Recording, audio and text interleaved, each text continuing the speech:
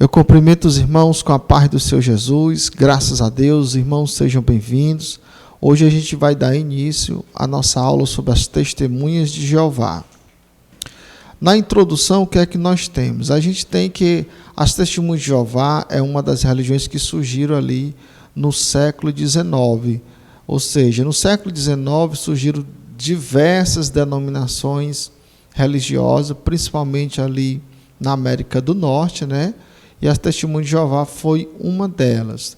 E a gente, quando estuda a origem das testemunhas de Jeová, a gente percebe que é uma religião que veio de dentro da igreja protestante. Por quê?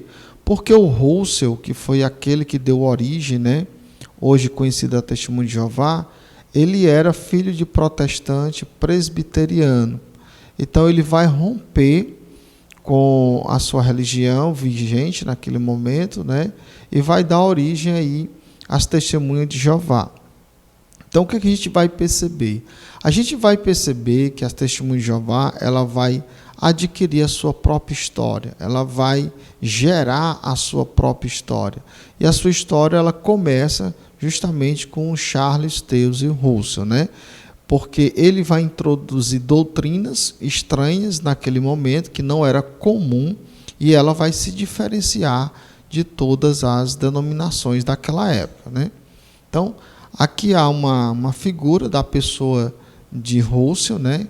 Esse homem aí nasceu em 1852 e morreu em 1916, ou seja, ele nasceu no século XIX e morreu no século de número 20.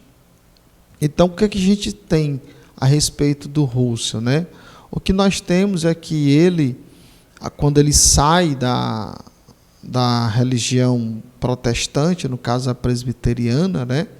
Então ele vai um pouco no movimento adventista, e quando ele rompe com o movimento adventista, ele cria o seu próprio movimento. Ele não vai criar, a princípio, uma religião, uma instituição, uma denominação. Ele vai criar um movimento. Então ele cria um grupo de estudos, né? Em 1870, que ficou conhecido como Estudantes da Bíblia. Então ele começa a gerar uma série de conteúdos bíblicos e passa a ensinar esses conteúdos, né? E muitas pessoas começam a ver na pessoa de Russell, né, uma figura intelectual. Apesar de muito jovem, ele começou a fazer esse trabalho com mais ou menos aproximadamente 18 anos de idade, né? Aí, a partir de então, ele vai adquirir uma série de discípulos, uma série de seguidores de várias denominações que existiam naquela época. E o que é que ele ensinava? O que é que ele trazia para os seus discípulos, né? Ele trazia as suas interpretações. Ele tinha a sua própria interpretação das doutrinas bíblicas da época. Isso talvez fez com que ele tivesse êxito no seu movimento. Por quê? Porque as suas interpretações doutrinárias iam se diferenciar radicalmente, né, das doutrinas que na época eram bem comuns. Então, o ensino de Russell, na realidade, era uma novidade naquele momento. Por quê? Porque as denominações protestantes não traziam aquele tipo de ensino, né, que era contrário, na realidade, às doutrinas que já existiam. Então, qual foram as doutrinas que Russell não aceitou das igrejas protestantes, principalmente da igreja que ele pertencia, né? Bom, ele não conseguiu compreender, possivelmente, né, e rejeitou totalmente a doutrina da Trindade. Outra doutrina também que ele não conseguiu aceitar nem absorver e negou totalmente a ideia da imortalidade da alma, né? A existência de um ser espiritual no ser humano que sobrevive à morte, que a gente chama de alma, né? Também ele não conseguiu aceitar ou assimilar a doutrina do tormento eterno, né? Na visão dele, Deus jamais vai condenar o ser humano a um tormento eterno, né? Outra coisa que ele rejeitou também, que era algo inerente à denominação que ele se encontrava, é a predestinação calvinista. Ele rejeitou também totalmente. Então essas são as principais doutrinas que o Russell não concordou, e é por isso que o seu movimento talvez tenha tido êxito, porque era uma série de novidades doutrinárias naquele momento. E é claro, ele foi buscar respaldo para cada doutrina dessa que ele estava implantando dentro da própria Escritura, trazendo a sua interpretação particular. Então, o que é que ele vai dizer aqui? Em relação à doutrina do tormento eterno, no inferno literal de fogo, e da predestinação pessoal, Russell disse, olha só o que ele disse, um Deus que usasse seu poder para criar seres humanos, os quais sabia de antemão e predestinara que fossem eternamente atormentados, não poderia ser sábio, nem justo, tampouco amoroso. Então essa é a visão que Russell tinha, tanto dessa doutrina do tormento eterno, como da predestinação. E essa foi a fala dele diante dos seus discípulos na época, e eles divulgavam isso abertamente.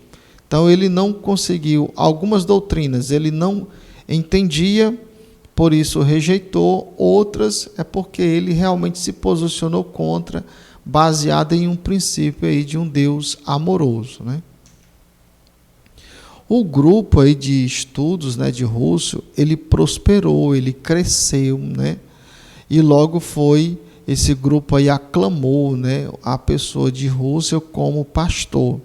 Os seus discípulos viam nele uma figura de uma pessoa iluminada, e logo eles aclamaram a pessoa de Russell como pastor. O movimento dele aí vai iniciar aproximadamente em 1876. Esse movimento ele vai dar origem ao que nós conhecemos hoje, as Testemunhas de Jeová. Mas umas coisas interessantes que a gente percebe é porque o Russell ele vai também trabalhar muito essa questão da literatura, Ele vai transmitir os seus ensinos através de panfletos, de revistas. Então, em 1879, ele vai fazer um lançamento, da sua primeira revista, que é da Torre de Vigia de Sião, que atualmente ela é chamada Torre de Vigia, Por isso que eu coloquei essa torrezinha aí, que é um símbolo deles até os dias atuais. A organização recém-fundada sofreu algumas evoluções. Em 1884, ela tornou-se aí a Sociedade de Folhetos Torre de Vigília de Sião. Então a gente percebe que eles prosperaram, Eles foram crescendo, foram evoluindo. Então, com o início aí do século XX, o Russell, o que foi que ele fez? Ele transferiu a sede, para Brooklyn, lá nos Estados Unidos, onde se encontra até os dias de hoje. Até os dias atuais, a editora, a Sociedade Torre de Vigia, das Testemunhas de Jeová, permanece lá no Brooklyn, É a partir de então que o Russell ele vai fazer o quê? Uma série de publicações. Então, em 1886, ele vai publicar uma série de 7 livros. E esses 7 livros têm um título, Estudos nas Escrituras. Ou seja, esses livros, eles são o quê? São as interpretações de Russell, principalmente em relação às doutrinas que ele rejeitou. É como se ele tivesse que provar, de uma certa forma, biblicamente, que ele estaria correto. Ele se esforçou muito para isso. Então, aparentemente, a organização estava andando muito bem, quando, de repente, do lançamento aí do 7º volume do Russell, que foi em 1917, ou seja, ele já havia falecido, ele faleceu em 1916, um ano após, esse último volume dele vai ser lançado. E no lançamento desse último volume dele vai acontecer o quê? O primeiro racha do movimento, Ou seja, o primeiro cisma entre os estudantes da Bíblia, que era o nome do movimento de Russell. Então vamos ver aqui uma série de cismas, A organização ela sofreu uma série de divisões, ou seja, de cismas, com o decorrer dos anos. E essas divisões, elas foram por questões doutrinárias, né? Havia um revisionismo doutrinário, e alguns concordavam, outros discordavam, e assim os grupos iam surgindo, os grupos de divisões, né? Então, os principais cismas que aconteceram nos anos seguintes foram, em 1918, né, surgiu entre eles aí o Instituto Bíblico Pastoral, que foi mais um grupo dos estudantes da Bíblia, né, que discordaram aí da direção vigente, que trouxe ensinamentos diferentes de Russell, né? Então eles vão se sair e vão formar o seu próprio grupo. Em 1932 vai surgir um outro racha, ficou conhecido como Associação Aurora Estudantes da Bíblia, também por discordância doutrinária do Rutherford, né? Em 37 até 57 surgiu aí os Vigias da Manhã, só que em 57 esse movimento deixou de existir. Em 55 surgiu a Associação dos Estudantes da Bíblia da Epifânia, né? E o movimento missionário da Casa Laodicense. Em 81, né, o professor James era uma pessoa influente entre eles. Ele vai liderar uma oposição, né? E a intenção dele não era rachar. A intenção dele era fazer com que os testemunhos de Jeová, na época, compreendessem, entendessem a ideia de graça, justificação pela graça, né? Mas o que acontece é que ele vai ser expulso, né? E aí vai gerar um outro movimento. Então, esses são os principais cismas que a gente viu. Teve mais? Sim, teve mais, né? Mas esse é o que a gente considera os principais. Então, vamos ver aqui como surgiu aí essa denominação, as Testemunhas de Jeová. Não foi Russell que criou esse nome.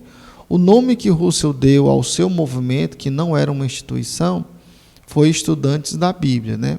Mas Russell faleceu em 1916 e a partir de 1917 uma outra pessoa vai assumir a presidência, né, daquela organização.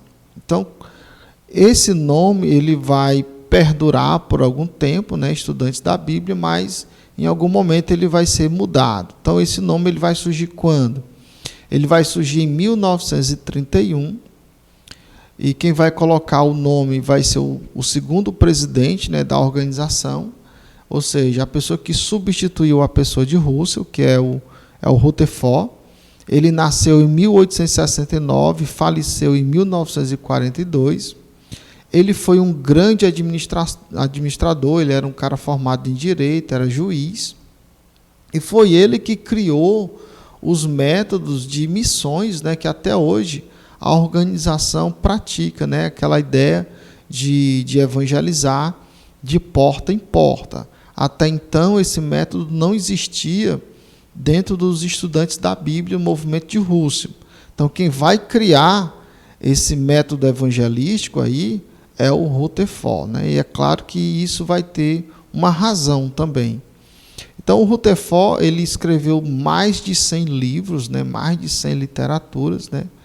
E ele acabou que transformando aí a teologia que ele herdou de Russell, ou seja, ele fez algumas modificações. Essas modificações é que justamente gerou diversos rachas dentro do movimento ou da organização, né? Então, com o seu método aí de levar as crenças da organização através de suas literaturas, ele criou a evangelização de porta em porta, né?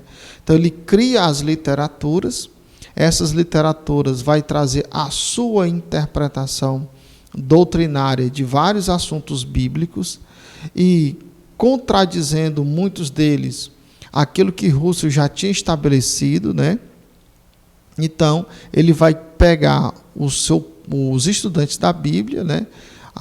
Os membros da organização, e vai enviá-los agora com essas literaturas de porta em porta, né? Anunciando e, ao mesmo tempo, vendendo, né? Então, além de estabelecer aí uma mudança na forma de evangelização, que era uma novidade, né? Rutherford ele estabeleceu novas mudanças doutrinárias também. Como eu ouvi falado, né? Ele modificou, doutrinariamente falando, muitas doutrinas que Russell já tinha estabelecido, né? Essas mudanças teológicas aí contrariam os ensinamentos do primeiro presidente, que foi o Russell, né? E a gente vai ver mais na frente essas mudanças aí. Então vamos aqui ver uma doutrina que ele colocou que não existia, né? Bom, a ideia de uma grande multidão herdar a terra. Esse ensino não existia nas literaturas que Russell escreveu, que ele produziu. Esse ensino ele foi introduzido como uma novidade doutrinária, né, no dia 31 de maio de 1935. Né, que quando o Rutherford ele vai discursar no Congresso, ele vai dizer o seguinte: queiram todos os que têm esperança de viver para sempre na terra pôr-se de pé. Mais da metade se colocou de pé, então ele disse: vede a grande multidão. A gente vai encontrar essa expressão dele, essa fala dele nesse congresso, em uma literatura da própria organização chamada Profecia de Isaías, é o volume 2, na página 247. É nesse livro que ele anuncia que José Rutherford, em 1935, nesse congresso, ele vai dar aí a origem à doutrina da grande multidão, que um dia vai herdar essa terra, né? Segundo Rutherford, a grande multidão não é ungida com o Espírito Santo e não são a igreja do Senhor. Aqui é uma complicação que a gente encontra nesse pensamento dele. Esse pensamento dele está no livro Profecia de Isaías, volume 2, página 247, quando ele diz assim: eles, a grande multidão, não são ungidos com o Espírito Santo, com vistas a uma herança celestial. Ou seja, aqueles que pertencem a essa grande multidão aí, não possuem o Espírito Santo. E se eles não possuem o Espírito Santo, eles também não podem entrar no reino dos céus. Razão pela qual eles vão ter que herdar a terra. Mas seria esse pensamento correto, né? Ele estaria correto na sua interpretação? Russell nunca havia ensinado isso era uma novidade, né? Além disso, entende que os mesmos também não foram comprados com o sangue de Jesus. Olha só a gravidade. São ajudantes daqueles que supostamente pertencem à classe dos ungidos do Senhor. Ou seja, ele vai dizer nesse mesmo livro aí, Profecia de Isaías, volume 2, página 328, o seguinte: sob a direção dos remanescentes do Israel de Deus, que são os ungidos, né, aqueles que possuem o Espírito Santo, esses trabalhadores, que é a grande multidão, né, que vão supostamente herdar a terra, ajudam no pastoreio, na alimentação e na colheita de pessoas. Ou seja, só quem teve o privilégio aí de ser ungido do Senhor, comprado pelo sangue de Jesus, são aqueles que vão herdar o céu, que ele chama de 144 mil ungidos. A gente não encontra, né, na Escritura, pelo menos em todo o Novo Testamento, algum texto que nos aponte essa interpretação que Rutherford teve. Mas a gente vai analisar um pouco mais na frente. Então, de acordo aí com os enunciados anteriores, né, surgem alguns questionamentos. Se essa grande multidão não pertence à igreja do Senhor, ou seja, eles não são igreja, né? Onde estão os mandamentos do Senhor para ela? Já que todos os mandamentos registrados nas cartas apostólicas são para a igreja. Nota-se que não existe no Novo Testamento nenhuma alusão para essa suposta grande multidão que vai herdar a terra. Quando os apóstolos como Paulo, Pedro e João, eles vão escrever as suas cartas, eles vão direcionar essas cartas à igreja do Senhor. Se essa grande multidão não pertence à igreja do Senhor, logo os mandamentos que estão nessas cartas não são mandamentos para esse povo. Então, onde é que estão os mandamentos para essa suposta grande multidão que vai herdar a terra? Então, isso é uma complicação para a organização de Testemunho de Jeová responder.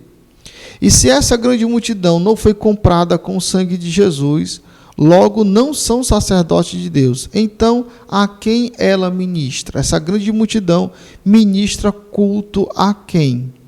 Se ela não foi comprada pelo sangue de Jesus, eles podem ser salvos? Se o sangue de Jesus não veio sobre eles, logo eles não foram purificados. Nota-se que essa interpretação é infundada e é muito complicada. Eles estão excluindo essas pessoas da salvação sem perceberem, né?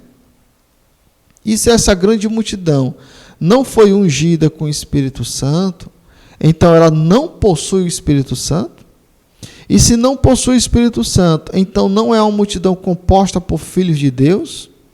E se não são filhos de Deus, então eles não receberam Jesus? Então a gente sabe que quando a gente lê João capítulo 1, versículo 11 e 12, a gente entende que quem são os filhos de Deus? São aqueles que receberam Jesus. Quando Paulo vai escrever Romanos, capítulo de número 8, ele vai dizer que aqueles que têm o Espírito de Deus e são guiados pelo Espírito de Deus são filhos de Deus. Só quem é guiado com o Espírito Santo é quem tem o Espírito de Deus. E aqui há o problema, porque na interpretação de Rutherford, essa grande multidão aí, eles não possuem o Espírito Santo. Se eles não possuem o Espírito Santo, logo eles não são guiados pelo Espírito Santo. Logo também não podem ser filhos de Deus. Logo eles também nem receberam Jesus, porque se tivessem recebido Jesus, eles seriam filhos de Deus. Então a gente nota aí, percebe, né, que essa fala de Rutherford foi infeliz, é uma interpretação contraditória, porém é uma doutrina que até hoje é vigente entre eles, né? Outro ensino que ele incorporou foi que apenas 144 mil pessoas, né, vão para o céu, ou seja, vão herdar o céu. Esse entendimento é observado em uma das literaturas publicada pela Sociedade Torre de Vigília, no livro Profecias de Isaías, volume 2, nas páginas 305 e 306, que diz assim: hoje, a mulher, que é a igreja, né, celestial de Jeová, é representada na terra pelo Israel de Deus. Durante o período de sua existência, do Pentecoste, ou seja, 33 da era cristã, até agora, essa nação espiritual, que é a igreja, veio a totalizar 144 mil membros ungidos pelo Espírito Santo. Ou seja, essa literatura afirma o quê? Ela afirma que a igreja do Senhor é apenas 144 mil pessoas, onde foram elas que receberam o Espírito Santo e foram elas que foram compradas pelo sangue de Jesus. Outra gravidade que a gente encontra nessa literatura aí é que esse total de 144 mil, ele se encerrou. Ele se encerrou aí, mais ou menos em 1930, 1935, nessa faixa aí, né? Os 144 mil selados, que nós encontramos lá no livro de Apocalipse, capítulo 7, versículo 4, que é justamente esse grupo aí que a organização Testemunho de Jeová aponta como sendo somente eles a igreja do Senhor, eles são todos israelitas. Eles pertencem às 12 tribos de Israel. E o interessante é que nenhum desses aí que pertence à suposta grande multidão, que segundo a própria organização são membros da Testemunho de Jeová, nenhum deles são israelitas, né? Nenhum deles são judeus, nenhum deles pertence à comunidade de Israel. Então esse texto aí de Apocalipse, ele não pode ser interpretado segundo como Rutherford interpretou. Por quê? Ele literalizou o número 144 mil, mas não literalizou a nacionalidade. Se o número 144 mil é literal, então a nacionalidade desse povo, que são israelitas, também deve ser literal. Ou seja, ele, para dar certo, né, a sua visão doutrinária, o que é que ele fez? Ele literalizou uma parte do texto e simbolizou uma outra parte do texto. Quem estuda teologia, hermenêutica também, e exegese, sabe que não se pode fazer isso. Não sou eu que digo que um texto é literal ou um texto é simbólico. É o texto que me diz se ele é literal ou se ele é simbólico, através de algumas palavras, frases e contextos. Então, a gente vai encerrar aqui o nosso vídeo, né, de hoje, a nossa aula de hoje. Eu espero que você tenha compreendido aí a nossa aula. Que Deus te abençoe e a paz do Senhor.